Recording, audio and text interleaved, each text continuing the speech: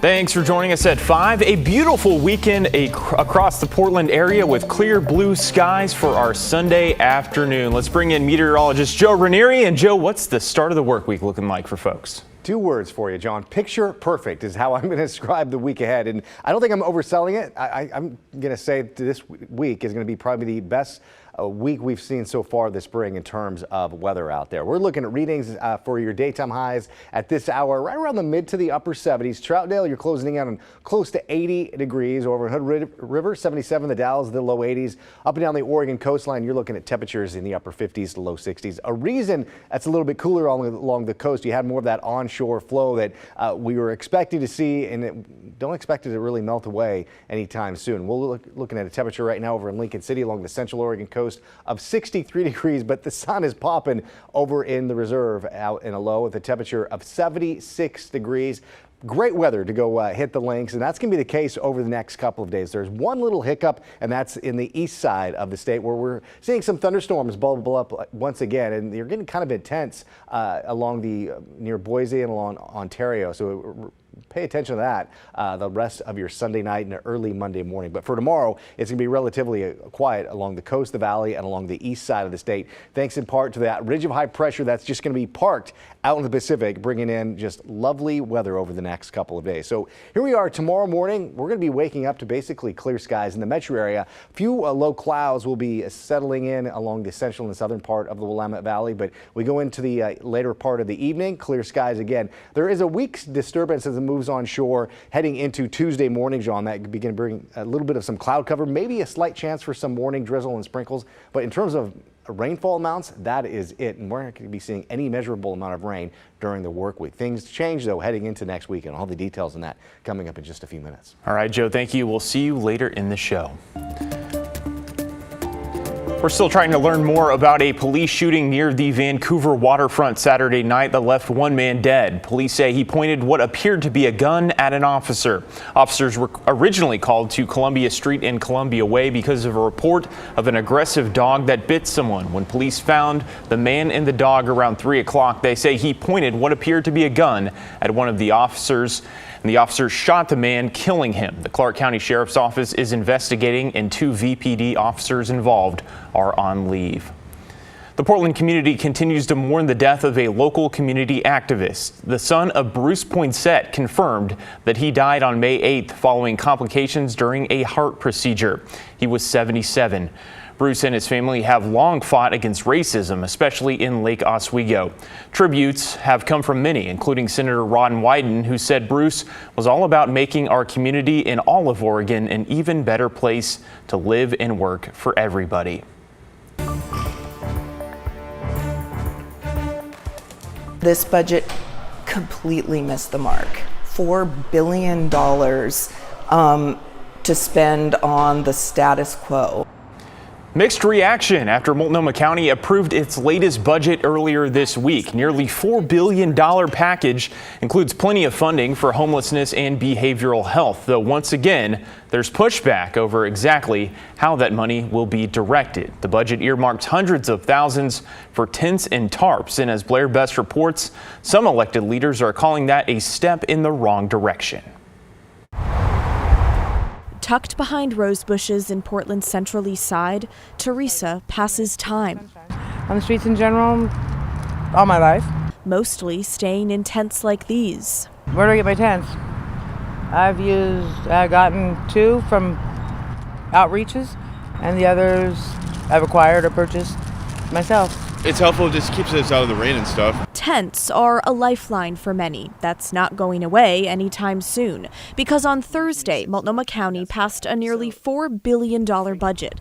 Much of the money meant for homelessness and behavioral health services, including about $200,000 for more than 6,000 tents and more than $500,000 for 5 million clean syringes for what's considered harm reduction efforts. The county continues down a path of enablement that is really, really problematic. Last week, and in a letter to the county chair, Portland City Commissioner Rene Gonzalez raised his concerns over this portion of the budget, but nothing changed. In this area, the county has not been responsive to the city. We are spending a fortune on tent and tarp cleanup. So for the county and for some of these nonprofits to continue to be pumping them into our community is a real problem. Some Multnomah County commissioners are also questioning the move to send more tents to the streets. I would have preferred that we'd had a much bigger push towards more shelter, because that is going to be the most important thing to get people off the streets. People like Lisa, who's trying to do just that. Why not just build more tiny homes? Why not get people inside? If they're going to make it illegal to camp, why the hell would they give out more tents? I'm sad, bit outraged, but not surprised about the budget that passed. County Commissioner Sharon Myron, the only one to vote against the budget. We're just investing more and more money in the same old strategies, and it's clearly not working. Yet the one behind much of these decisions, County Chair Jessica Vega-Peterson, had a noticeably more positive tone on Friday. But I think ultimately we ended up with a budget that is setting us up for the important work that we have to do as a county government going forward. And I think we have some folks who were never really going to support the budget no matter what was in it. And that's unfortunate, because there was a lot of hard work that went into putting this together. Anybody who's high up there, like in the commissioner or whoever the people are that make these rules, they should be homeless for 2 months and just see how it feels to be like us, because it sucks.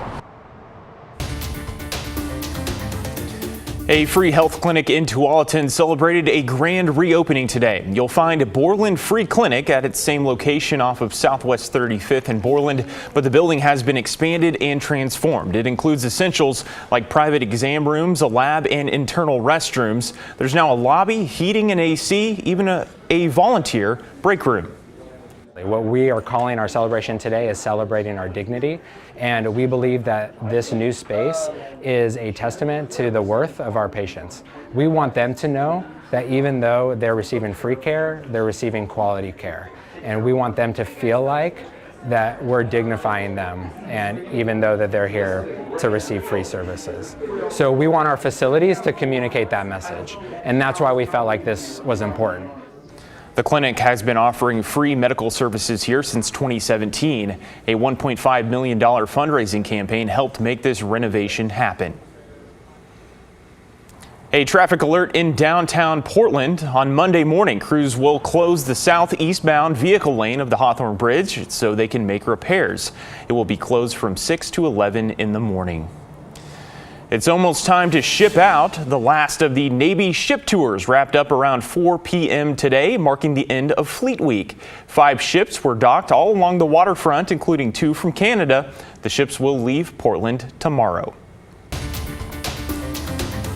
Today, neighbors came together to paint the largest street mural in Portland. Dozens of volunteers painted the mural in the St. John's neighborhood.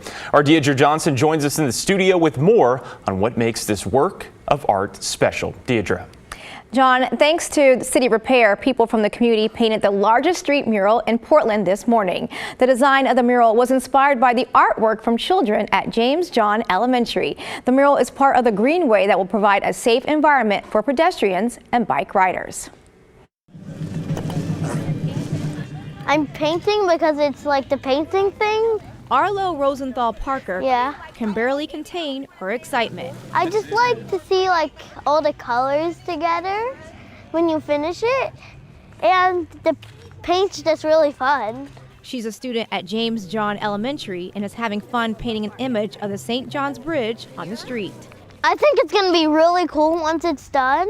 Go grab a paintbrush from the... Arlo and others from the community are painting a mural on Charleston Avenue between Central Avenue, Central Street, and Lombard Street. Yeah. 5 years ago, actually, almost to the day, we were out here painting this original design that was a combination of James John, Wayfinding Academy at the time, and the Montessori House, and the library kind of coming together to create this little space here.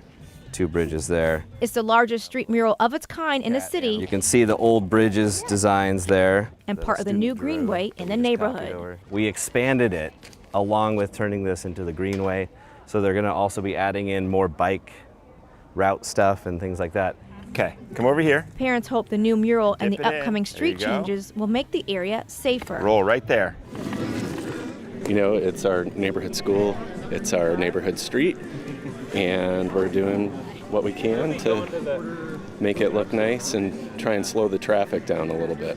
And will continue to give the children a sense of pride for their community. And so they've been walking past this mural for years, and it's been eroding and fading out, and they get to do it together. It's kind of a place where all the kids gather and they see it and they get excited about school. Absolutely, absolutely. Getting all the neighborhood kids involved here, right?